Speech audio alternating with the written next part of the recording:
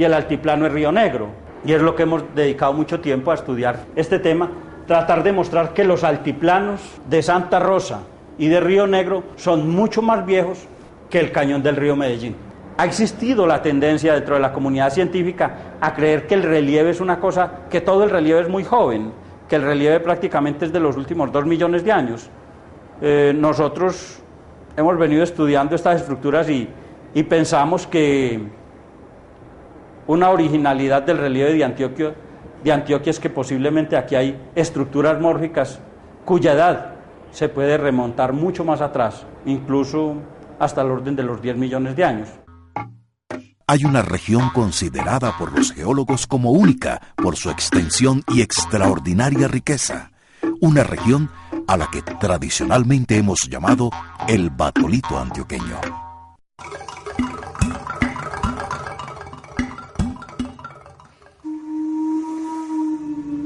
El Batolito Antioqueño abarca una extensa zona de la región central de Antioquia.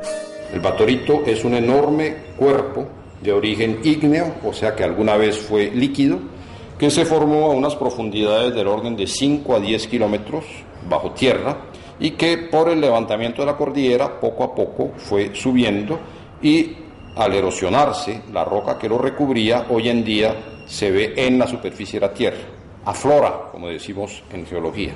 Este Batolito es muy grande, son unos 8.000 kilómetros cuadrados y representa mucho desde el punto de vista de la población de Antioquia.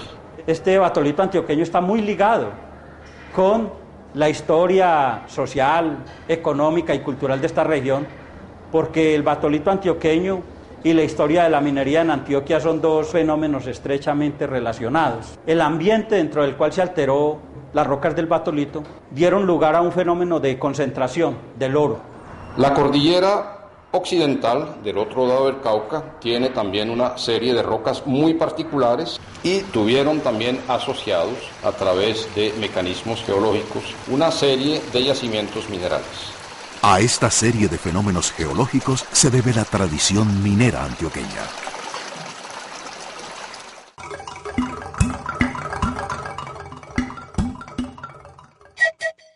El río Cauca divide dos ambientes geológicos bastante distintos. De la misma manera que hacia el oriente, el río Magdalena también nos divide dos ambientes. El tercer río, que es el Atrato, esos tres ríos nos podrían delimitar tres provincias geológicas antioqueñas.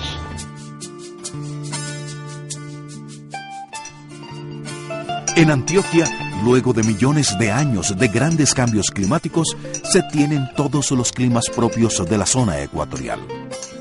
Y hay una íntima relación entre la vegetación natural y el clima. La generosidad de las lluvias y la humedad se reflejan en la abundancia de ríos que nacen en Antioquia. El resultado de la interacción del relieve, del clima, de la vegetación y de las rocas mismas nos lleva a ocuparnos de los suelos.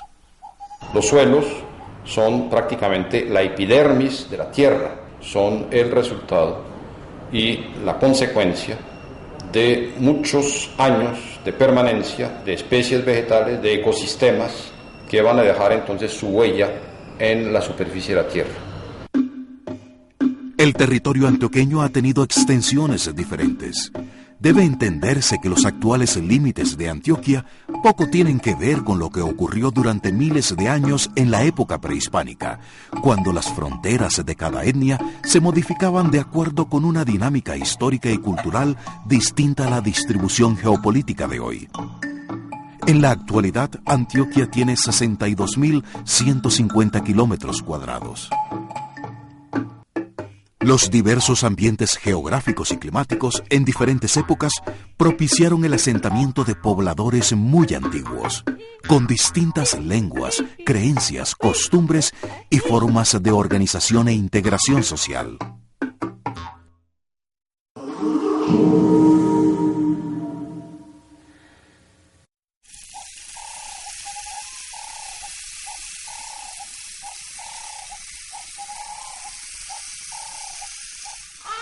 Sobre el más antiguo poblamiento de América hay distintas hipótesis.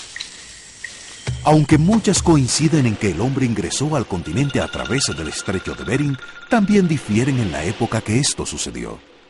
Lo que se dice al respecto es que grupos de cazadores que vivían en el noreste de Asia pudieron pasar siguiendo básicamente la fauna de la cual dependían en estos climas árticos. Estamos hablando de la época de climas muy distintos a los que prevalecen hoy en día, y este aumento de los glaciares, del frío en todo el planeta, produjo un descenso del nivel del agua, del nivel de los mares, que en la región del estrecho de Bering pudo alcanzar hasta 120 metros de profundidad, y en ese sentido dejar al descubierto un puente terrestre. No se trataba de un puente de hielo, ¿cierto?, sino de un puente de tierra por donde había fauna, donde había flora, y en donde los animales podían recorrer, y en función de la búsqueda y la persecución de manadas de estos animales, grupos de cazadores pudieron llegar hasta el continente de América.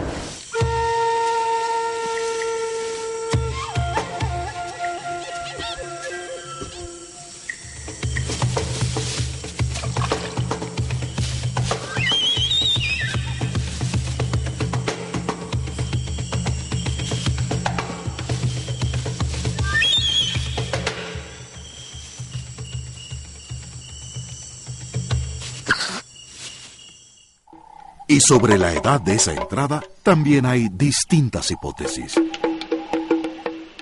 Hasta hace poco tiempo se decía que América fue poblada hace unos 12.500 años por grupos de cazadores provenientes del noreste asiático. Pero investigaciones recientes empiezan a cuestionar esa hipótesis.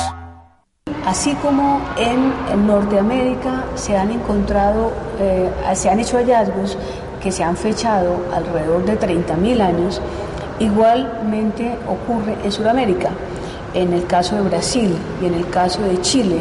Ahí, digamos, es donde se teje el desacuerdo de si el hombre entró efectivamente a través del estrecho de Bering o si hubo otras rutas alternativas por el extremo sur del continente que haga que haya una similitud en la cronología. Incluso se plantea que pudieron entrar, que pudieron navegar toda la costa pacífica de Norteamérica y entrar por el istmo de Panamá. Realmente no hay, dijéramos, una hipótesis totalmente comprobada, ¿no? No hay una verdad absoluta.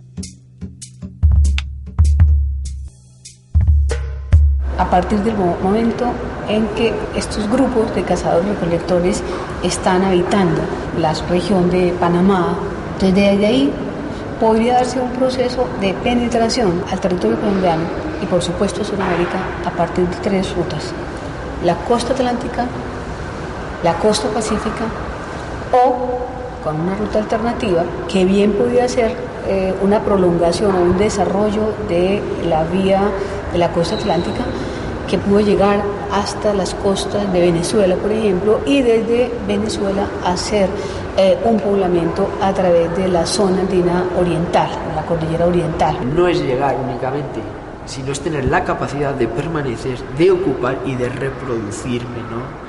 Estamos hablando de una empresa cultural mucho más complicada. Es gente que ya, de todas maneras, viene explotando unos ecosistemas que en cierta manera pueden ser similares. Si vienen de la Amazonía, si vienen de la costa de Venezuela, si vienen de Centroamérica, obviamente ellos traen un conocimiento ya sobre determinados tipos de plantas y sobre determinados tipos de fauna, que eso les pudo permitir entrar a nuevos territorios, con un bagaje cultural, con un conocimiento, ¿sí? Pero, ¿en qué momento entraron estos grupos de cazadores-recolectores a territorio colombiano y antioqueño? Alrededor de este tema también se tejen numerosas conjeturas. La ubicación de Antioquia en el mapa de Sudamérica hace pensar que por su territorio ingresaron los primeros pobladores. En el Golfo de Urabá, en el sitio de Vallagloria, se hallaron 2 puntas de proyectil. Desafortunadamente, pues son hallazgos fortuitos o se recogieron de sitios ya erosionados, de manera que no tenemos fechas de estas puntas. Pero por sus estilos y por su tipología, han sido asociadas a los primeros grupos que entraban al continente suramericano siguiendo precisamente el